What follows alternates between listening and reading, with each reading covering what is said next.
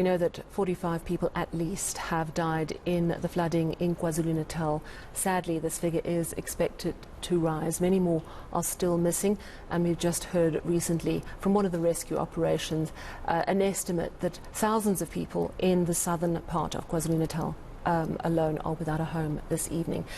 So there's great concern for the humanitarian situation, but equally there is also concern for the economic impact.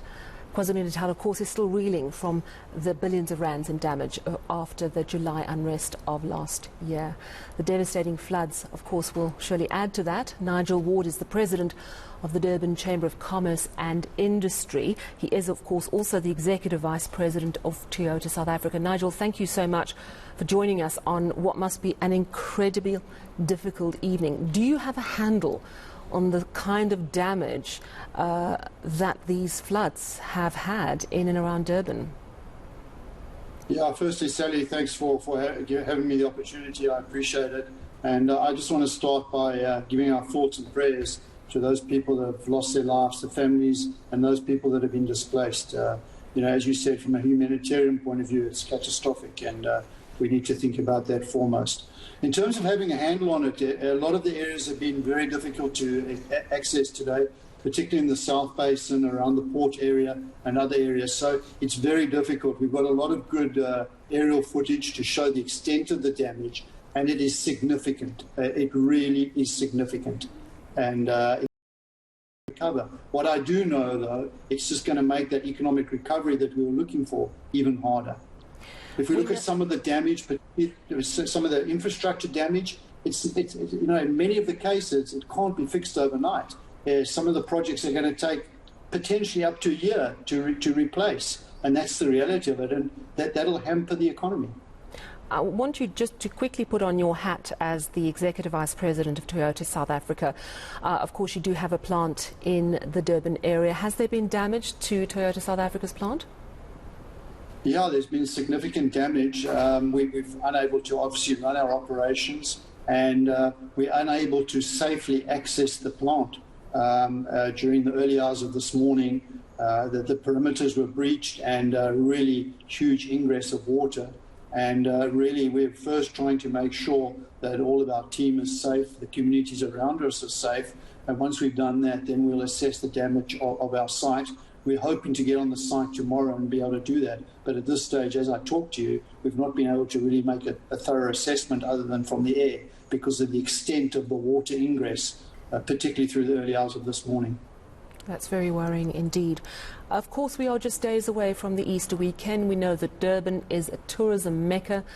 I would imagine there were high hopes at the Durban Chamber of Commerce and Industry that there'd be a really robust influx of income from tourists this long weekend. Do you think that tourists should even come to Durban this weekend?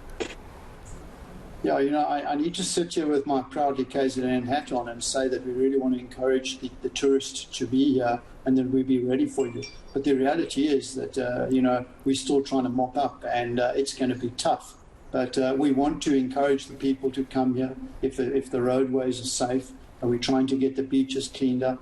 The Chamber and the business community, the city and the province at large have really gone a long way to try and promote the brand KZN. And we talk about catalytic projects to kickstart the economy.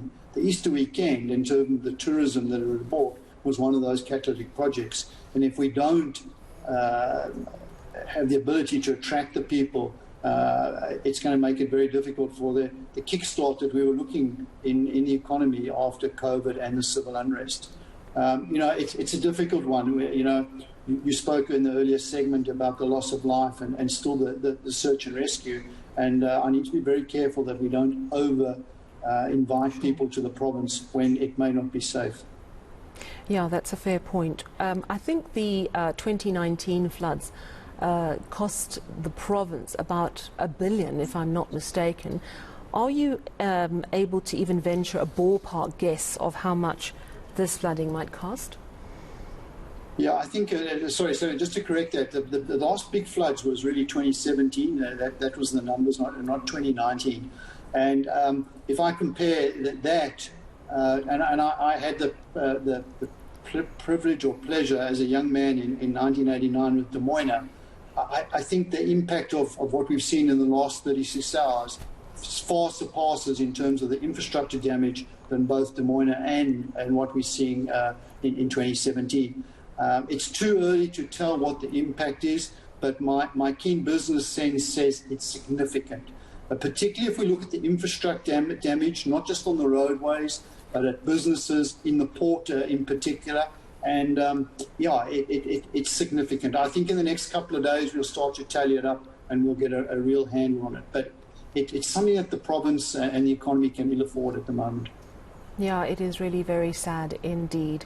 And of course, primarily, as you say, Nigel, we're focusing right now on the humanitarian disaster. The many thousands of people likely who are without a home this evening and those who are mourning the loss of loved ones. But Nigel Ward, of course, to keep the economy going and to keep lives working properly, we need a robust economy. This is certainly a very strong blow. Thank you so much for talking to us this evening. Nigel Ward is the president of the Durban Chamber of Commerce and Industry.